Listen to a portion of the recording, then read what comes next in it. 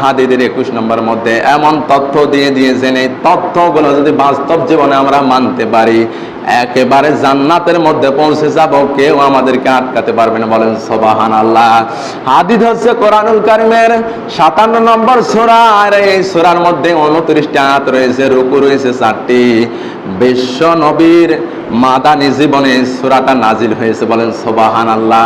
হাদিস শব্দের শাব্দিক অর্থ হচ্ছে, সরল অর্থ হচ্ছে লোহা, শক্ত লোহা, মজবুত লোহা। আমার আল্লাহ এই হাদিস নম্বর সূরার কোরআনুল কারীমের 57 নম্বর সূরার 21 নম্বর আয়াতের মধ্যে ঘোষণা দিয়ে দিয়েছেন, সাবিকু ইলা মাগফিরাতিম মির রাব্বিকুম ওয়া জান্নাতিন আরদুহা কাআরদিস সামাই ওয়াল আরদ উইদ্দাত লিল্লাযীনা আমানু বিল্লাহি ওয়া রাসূলিহি যালিকা ফাদলুল্লাহি ইউতিহি মান ইয়াশা আল্লাহু যুল ফাদলিল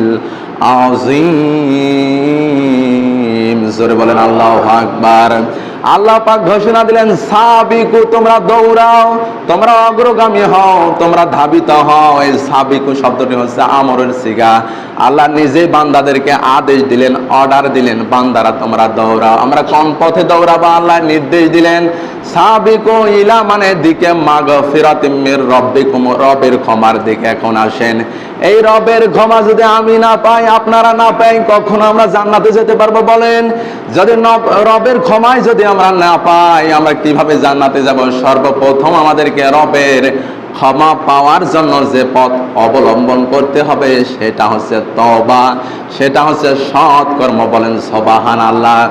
এখনো যারা আমার মুসলমান বিন্দু ভাইয়ের, আমরা বিপথে রয়েছি, বিভ্রান্ত পথে রয়েছি, অশ্লীল পথে রয়েছি, এই আয়াত থেকে শিক্ষা গ্রহণ করতে হবে, আমাদেরকে দৌড়াতে হবে, ধাবিত হতে হবে, অনুগামী হতে হবে, আমাদেরকে অগ্রগামী হওয়া লাগবে। ইলা মাগফিরাতিম মির রাব্বিকুম, রবের ক্ষমার দিকে, ও জান্নাতিন আরদুহা, এবং ওই জান্নাতের দিকে, কা আরদিস সামাই ওয়াল আরদ, যেই জান্নাতের বিশ্বস্ততা, যেই জান্নাতের মানে প্রসারতা এত বেশি, যেটা আসমান এবং পৃথিবীর চাইতেও বড়। বলেন সুবহানাল্লাহ। সমপরিমাণ জান্নাতের যে বিশালতা, প্রশস্ততা, যে আল্লাহ পাক বললেন, ওই জান্নাতের দিকে আমাদেরকে ধাবিত হওয়া লাগবে। এর জন্য এর ব্যাখ্যায় দেখলাম তাফসিরে আহসানুল বায়ান, তাফসিরে ফাতহুল মাজিদের ভিতরে দেখলাম, এই ব্যাখ্যায় দেখলাম যে আমরা যে দৌড়াবো, আল্লাহ পাক বললেন রবের ক্ষমা বলতে এখানে আল্লাহর দয়া, অনুগ্রহ লাভ করা। বলেন সুবহানাল্লাহ। এবং এরপরে দেখলাম তওবা, সৎকর্ম, এই কর্মের দ্বারা আমরা জান্নাতের রাস্তায় উঠতে পারবো। স্পষ্ট ভাবে আল্লাহ পাকের এই তাফসিরে ফাতহুল কাবিরের ভিতরে, তাফসিরে ফাতহুল মাজিদের ভিতরে, তাফসিরে আহসানুল বায়ানের ভিতরে দেখলাম আল্লাহ পাকের এই তাফসির কারক যারা, তারা বলছেন যে এটা হচ্ছে সৎকর্ম, এটা হচ্ছে তওবা, এটা হচ্ছে আল্লাহর অনুগ্রহ, দয়া লাভ করা। বলেন সুবহানাল্লাহ। আমার মুসলমান বিন্দু ভাইয়েরা, আয়াত থেকে আমি বোঝাতে চাই, দুনিয়ার জমিনে আমরা মানুষেরা এখনো 90% লোকের আমরা বিভ্রান্ত পথের মধ্যে রয়েছি।